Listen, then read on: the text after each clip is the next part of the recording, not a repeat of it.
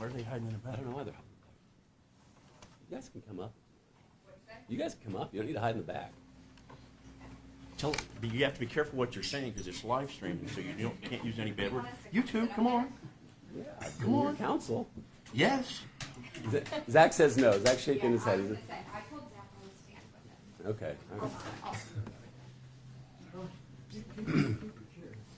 All right, whenever everyone's ready, I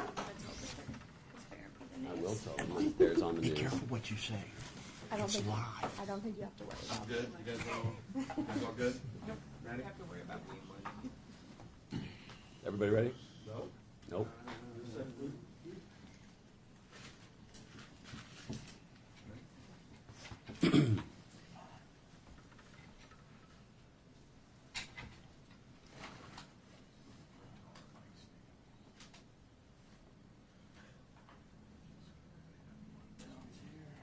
Good?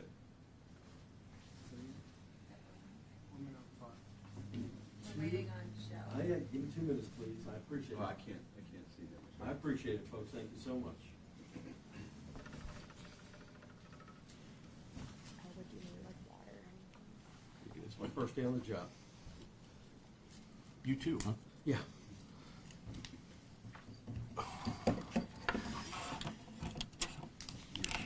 Keep your voice up so it's picked up. I don't want anybody to misinterpret anything because they can't hear.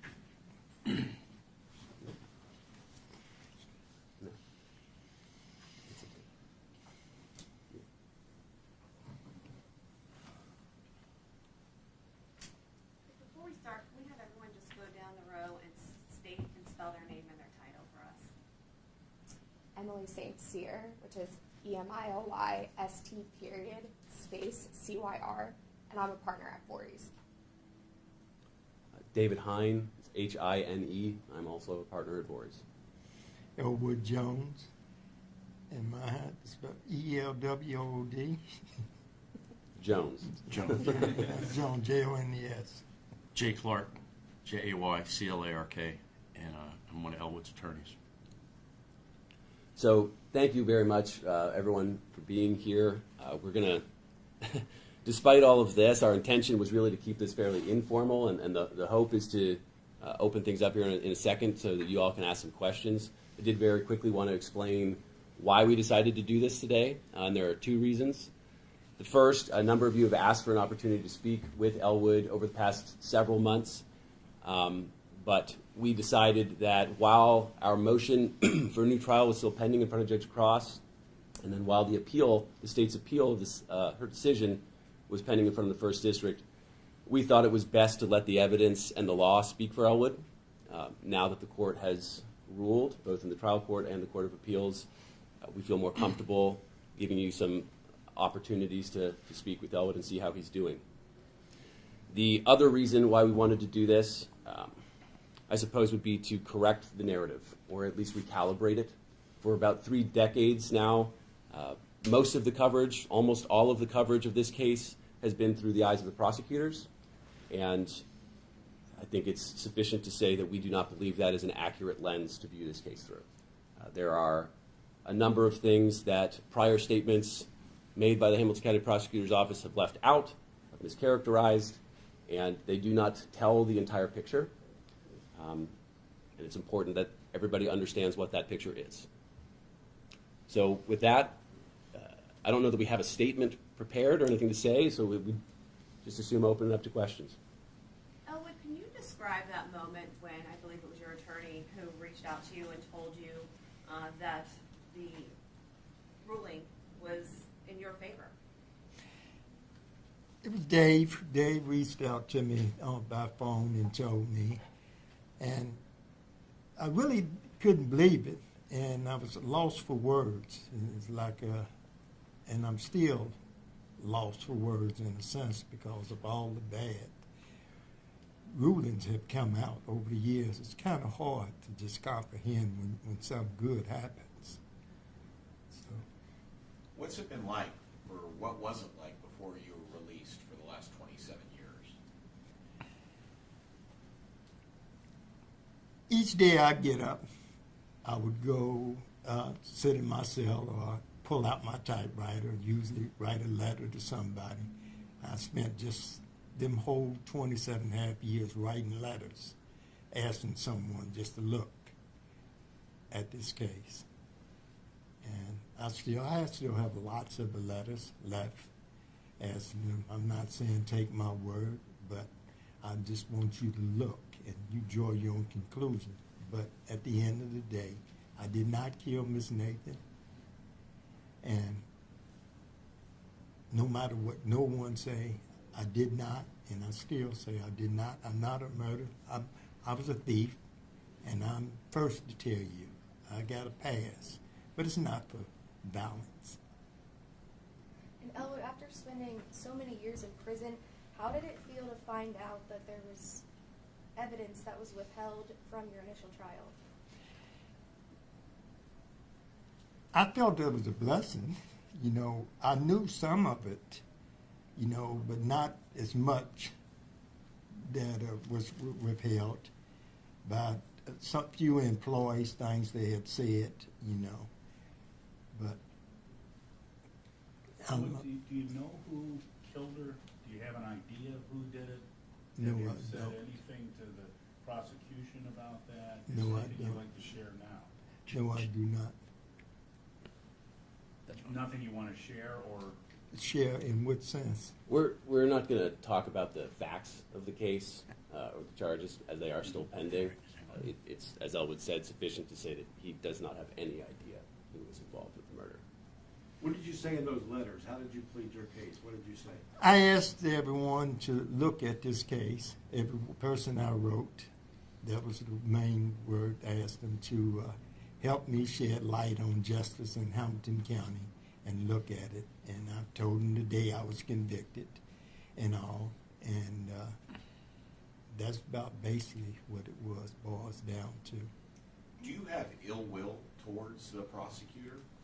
I have no ill will towards no one. And I have learned, even before this, for me to be bitter, I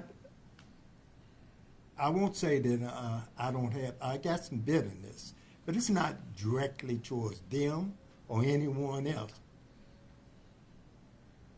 It's sad that I've lost a lot too in all these years. And since you've walked out in January, what has it been like adjusting? And is there anything that's been like the most shocking thing to you that's changed? Technology, and a couple of times I've been out and come down here to the office and all, and to see the city is totally changed, and it's a lot of change. Anything you want to say directly to Ms. Nathan's family? Do I want to say something, Juggy? Yeah, directly to her family? I'll say, as I've always said, I did not kill your mother. I had nothing to do with your mother's death. That's the only thing I have to say. Elwood, can you talk a little about, you have a strong family system support. Just a little bit about through the years, how were you able to get through day after day, year after year, really decade after decade, and kind of talk about your family support? My family have always reached out to them. They come and see me when they can and all. I would usually spend my day, them 27.5 years in my cell. I had everything in my cell that for comfort that you could have there. I also had a sewing machine at one time up there. I would sew and make things. So I would try to stay busy instead of think about all this and hoping for some break would come. And the first break I think came was in 2019, 16, 17, with the subs reached out to me, and Dolores Dolores Subs, and I reached out to my attorneys and then asked them to look at it.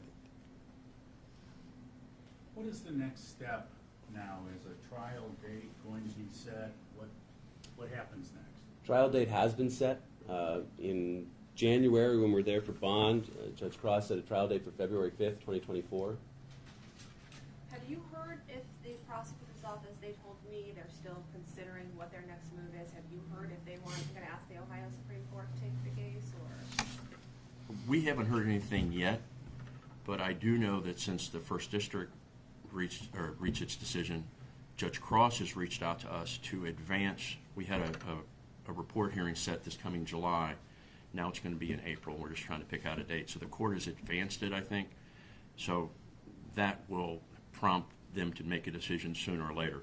Technically, they have 45 days to file from the date of the Court of Appeals decision.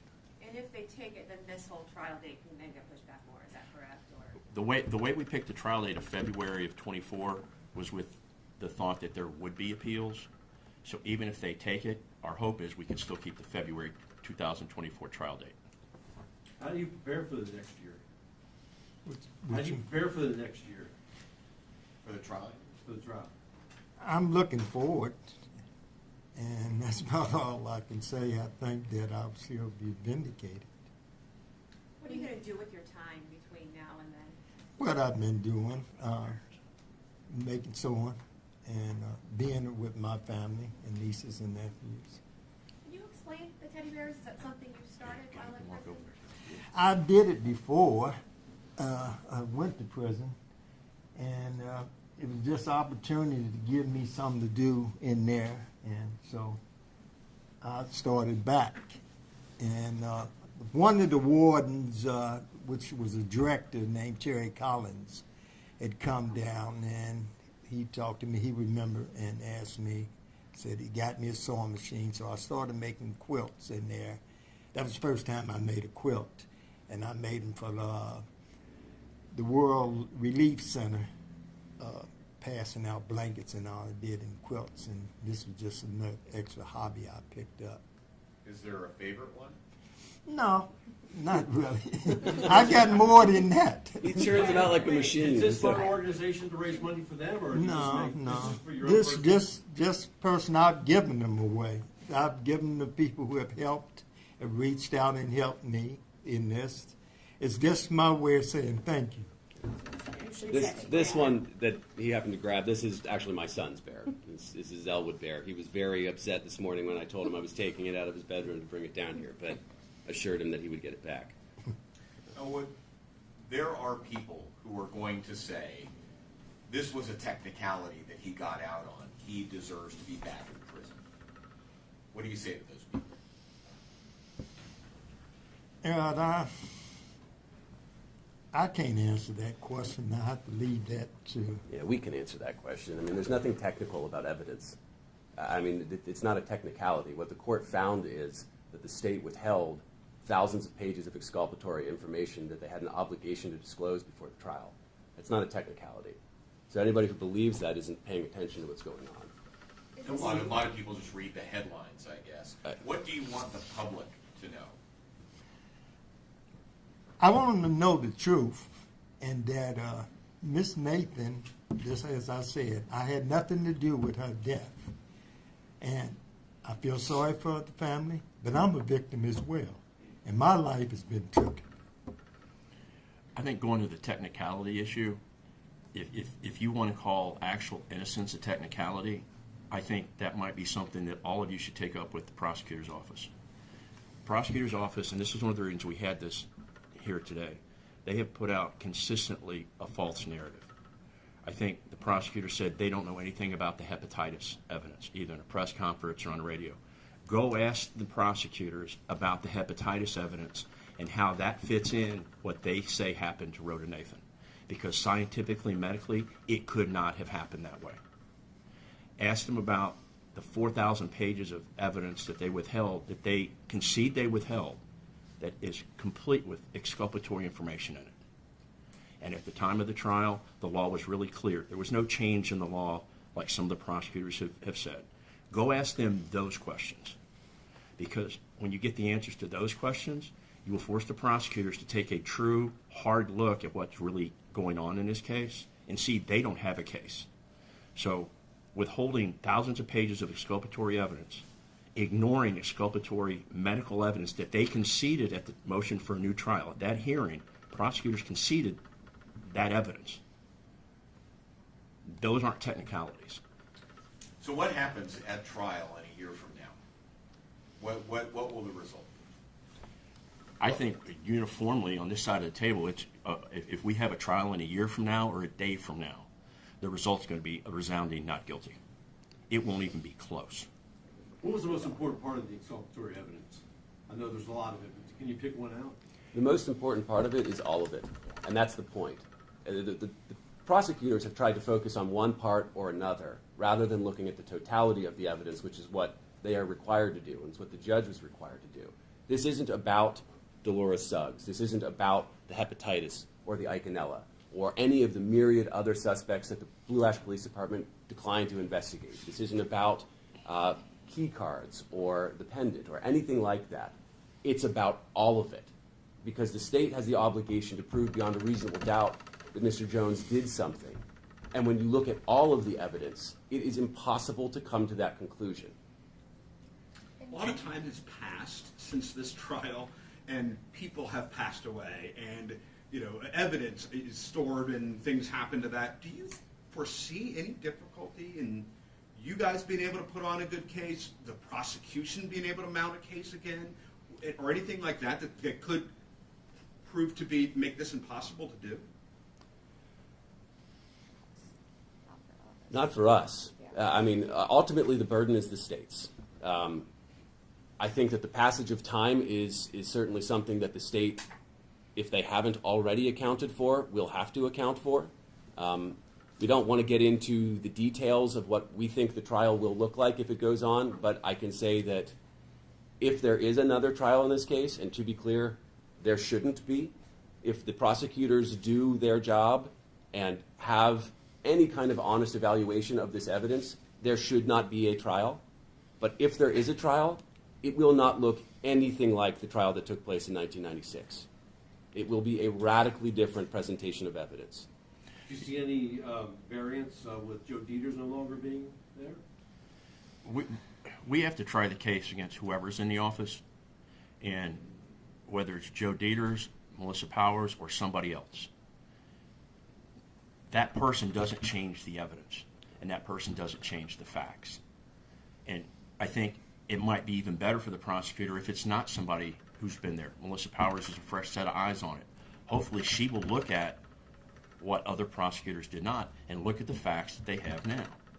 And going to the question of will the trial be the same, will there be problems? If there are any problems, honestly, that's the prosecutor's fault. Because they had the 4,000 pages they withheld, they had it at the time. Had they given it and disclosed it like they were supposed to, maybe we've had a not guilty 27 years ago. Instead, they chose to withhold it, violate the constitutional obligations they have, and put themselves in this position, not Elwood. And make no mistake about it, the representations that were made at that trial 27 years ago cannot be made by the prosecutor today, knowing that we have all of that withheld information. Elwood, are you feeling free at all right now? In a sense, in another sense, that no, but I just do it. It's just a little different that I'm not in a cage, and I can wake up in the morning. I get up still some mornings at the time I did it there every morning at 5 in the morning. This past week I got up at 7, so my body is changing just a little, and I can't go out and sit on my steps, on the porch, on the back at the house. So I have to stay in the house. So I'm still caged in. So my focus, I make animals. I may read a book or something, and that's it. Did you have something? And yeah, is this the only time we've seen something like this from the prosecutor's office when it comes to withholding evidence? 110% no. It happens in that office literally every day. That gets us down that's an entirely different discussion, but that office universally has a significant problem recognizing, understanding, and doing what the Constitution requires them to do. Why did they do it in this case, in your opinion? Pardon me? Why did they do it in this case, in your opinion? I think they intentionally, purposely withheld the information because you don't accidentally withhold 4,000 pages. A witness statement, offense report, one or two documents, anything can be overlooked. You don't overlook 8 reams of paper. You don't make a statement and say there were the police eliminated all other employees. It had to be Elwood, knowing that in your office you have documents that put at least 3 or 4 other employees as likely suspects in the area at the time and coming from witnesses who worked there. So I believe, honestly, they intentionally and purposely withheld it for the very reason I just said. Had they released it to Elwood 27 years ago, they never would have got a conviction 27 years ago. To answer your question, why, though, we think that's a question that the prosecutor should be asked. They've never denied that they withheld the evidence. They have never explained why they did it, though. The prosecutor's office has said that at the time they only needed to turn over evidence that was relevant to the case. What would you say to that? With the evidence that was withheld, would you consider that relevant? Are we still live? Okay. I'll have to clean up what I would say about that, but it's grossly disingenuous and simply false. In April of that year, the same year that this trial started, the Supreme Court reaffirmed the decision from 1963, and it's not disclosed evidence that's relevant. It's disclosed evidence that's exculpatory or helpful to the defendant. How you can stand in front of a jury and say there was nobody else in the employee of Embassy Suites, they were eliminated, knowing that you have witness statements that put other employees there, that's exculpatory. So they, from what you said, clearly don't understand what their obligation is because it's not relevant, it's exculpatory. And to this day, they don't understand exculpatory. So I get really upset when they make that statement because it's simply false. Tell them to crack a book. It's not that hard to find out. Elwood, what has been the absolute best thing since you've been out? Cold beer, cold milk, what? I don't drink.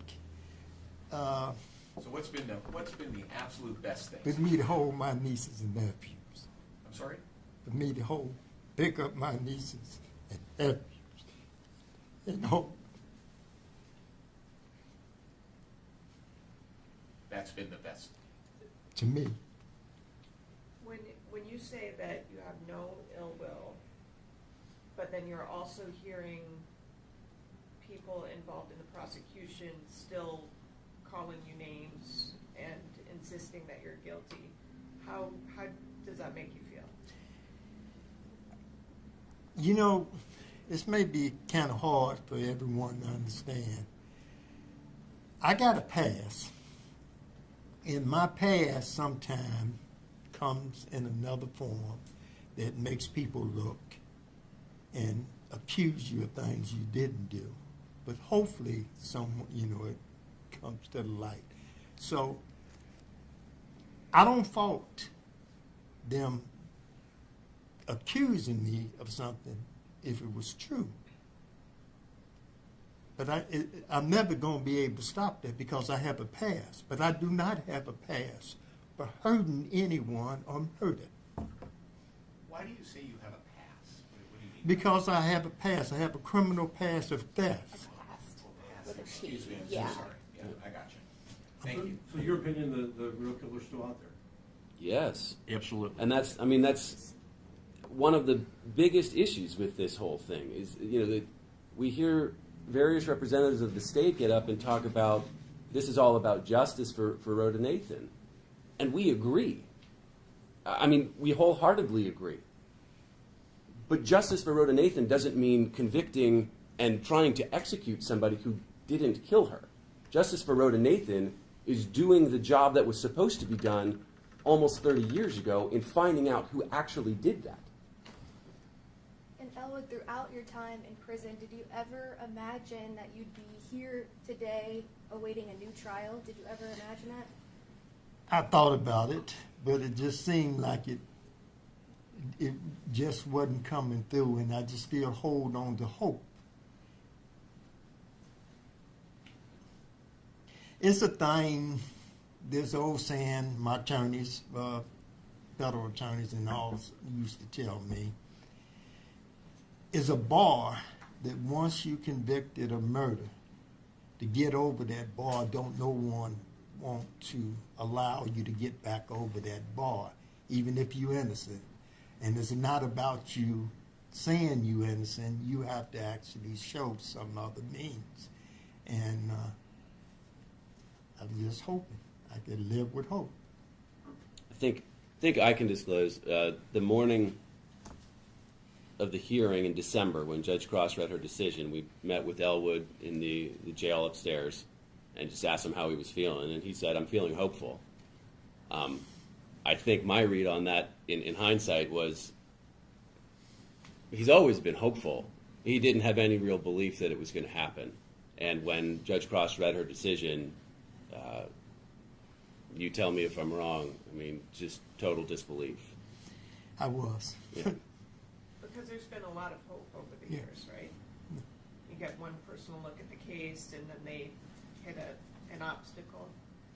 Well, I had several people, even that I had people I wrote, they said they didn't have the resources to investigate, get in it. And for a good example of that, in 2000, I think it was 2001, Forensic Files had wrote me and asked me for an interview, and I wrote them back and I explained to them, I said, I will give you an interview if you reinvestigate this case and report the facts as you uncover them. I said, if it finds against me or from me. They wrote me back, and I still have the letter to today. As a matter of fact, I sent you a copy of it. They told me with these words, "It's not our job to find you innocent, and we don't have the resources." And I just told them that, yeah. Have you watched that Forensic Files? No, I haven't watched it. My attorneys now told me, I said, it's not me. They didn't interview me. I think they're going to have to pull that episode down because Yeah. it's scientifically false. Yeah. Are you still hopeful, or do you believe it might happen for you this time? That you might... I'm more hopeful now. Elwood, people have been executed a lot sooner than 27 years. Is it hard to think that you very well could be dead, innocent and dead? Well, according to them, I would have been dead if before this hand. I was set for execution 3 times. Not only was I set for execution, I was fed the wrong medicine in there and was put in a coma. So, When was that? since I was in Chile. In Chillicothe? Yeah. Yeah.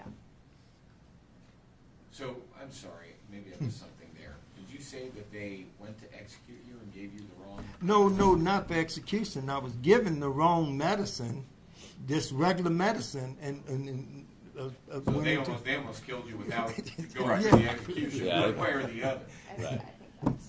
How close did you actually come to an execution date? You said you had it 3 times set, and then something happened? I mean, Well, no, they changed the dates.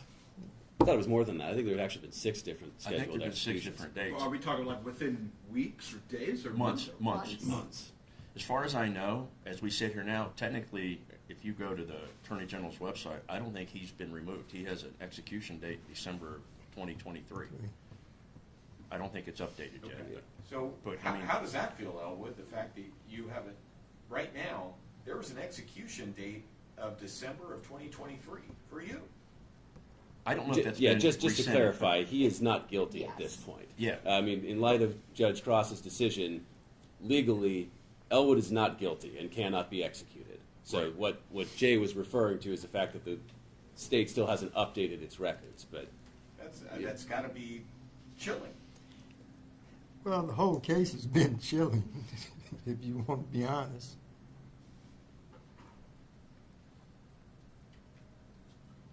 Thank Thank you. you, guys. all right, thank you.